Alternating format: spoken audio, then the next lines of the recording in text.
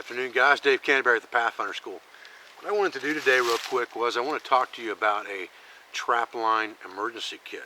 And this is pretty much a no-brainer. We've talked about carrying an emergency type kit with you of the 5 C's or 10 C's of survivability wherever you go. And this video is really prompted by something I saw yesterday on YouTube. A buddy of mine, Glenn Thayer, is running a trap line in Idaho this year. And last year he was able to run his trap line from a boat. He runs his trap line along a river. And this year the river's down low, so he's walking the majority of his trap line, anywhere from 10 to 20 miles per day. And he's got drop points along the line to put animals and carcasses to be picked up, so I assume there's a road nearby or deeper water where a boat can get to. I'm not sure exactly what the details are on that, but he is walking a long way. And if you're trapping along a river and you're a lone trapper, that can lead into an emergency scenario very, very quickly, especially in wintertime. So you should always include some type of emergency gear in your pack system for trapping. And I think that's what I want to talk about today a little bit. I want to show you how I carry my emergency kit in my trap basket setup when I'm walking the trap line, so that you can see what I carry. And it's very simple. It's stuff that you've probably seen before in videos, but I want to show you how it's integrated into the system to be not bothersome or in the way, but always there if it's needed. Stay with me, guys. Okay, so before we talk about the trap basket, let's talk about firearm real quick. Obviously, if you're on a trap line, you're going to be carrying a firearm of some sort. Most of the time, trappers will carry a .22 rifle. A .22 rifle is the easiest way to dispatch your animals. You're allowed 22 bullet holes in a hide from NAFA at the fur auction with no knockoffs on your hide. So if you shoot it with a .22 rifle, right in the chest, right behind, right here into the heart-lung area, it goes in one side and out the other. That's 2 .22 caliber bullet holes. That's perfectly acceptable. I like to carry a shotgun, so what I do is I have a .22 caliber adapter from gunadapters.com. That's a 3-inch adapter that I can put into the 3-inch chamber of my 12 gauge or my 410 shotgun, depending on what I'm carrying, and I can shoot those .22 long rifle rounds from that for dispatch purposes only. Obviously, a 3-inch adapter, non-rifled, is going to give you a tumbling effect of your round coming out. It's going to keyhole if you're trying to shoot it very far. But if you're shooting pretty much at point blank range for dispatch, it works perfect for that. Then you have the ability to have that shotgun with you, number one, so that you can hunt while you're on the trap line.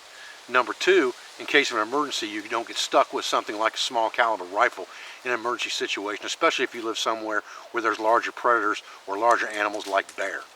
So that's what I choose to do.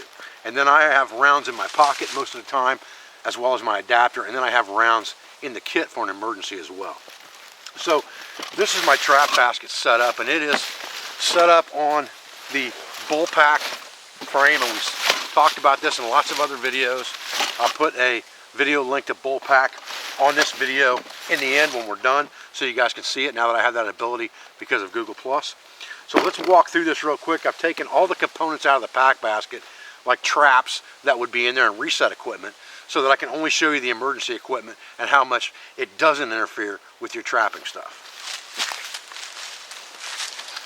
Okay, so the one thing that would be inside the trap basket would be some type of a container system for cooking.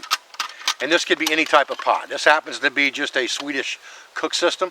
I figured I'd try to stay, as cheap and simple as possible when I showed this video. This is just a simple Swedish cook system made out of aluminum, but it gives you a large pot. It gives you a pan or a cup that you can drink from. It's made out of aluminum, but it gives you the ability to heat a larger amount of water than you would only get from a water bottle alone. Now, if you can carry a water bottle or a canteen on your person extra, that's always a good bet too. But if you're trapping around water anyway, you're going to have availability of water and possibly snow. You just need something large enough to melt mass amounts of that water in and boil it for consumption. This gives you that option. Inside this thing, the only thing I keep inside here is I have a bandana made out of 100% linen in here, and inside that bandana are 5 extra shotgun shells, 1 slug, 2 8-shot, 2 6-shot, and 2 emergency fire starting implements of Mini Inferno or Micro Inferno in containers, waterproofed again, just to make sure that nothing gets to them. They're waterproof in and of themselves, but I want to make sure that they stay that way, so I put them in some type of waterproof container. Generally, the Mini Inferno, I just put a piece of tape around the metal tin that it comes in. And that gives me, number one, a few emergency rounds for my shotgun, and it gives me sure fire inside this tin, along with a cigarette lighter and a small ferrocerium rod, all wrapped up inside that bandana, so that this becomes a self-contained system for heating my water and also starting fire. Okay, real simple. So that takes up a little bit of room in the pack basket, but the rest of that could be my trapping implements, my trapping hammer, my reset tools, my sifter, my trapping wire, my wire cutters, whatever I need, my scents and lures, all those types of things can go inside here. There's no effect. This cook pot doesn't take up hardly any room in there at all. All right, let's talk about the outside of the pack. Behind this garbage can right here, I have an emergency reusable space blanket. The green grabber that we saw on our website, orange would probably be better. If you got stuck and you were looking to try to get rescued, orange would be better. I happen to have a green one back there. That's a 5x7, can be set up into a quick plow point type shelter like I've showed in past videos, and that gives me an emergency shelter system and also that rapid rewarming from that space blanket for shortwave radiation from the fire. Okay, got a sticker bush kind of hanging about here as well. Move him out of the way. Now, on the bottom of my frame where that shelf is, I have a 30-liter dry bag. The one that we saw on our website works well.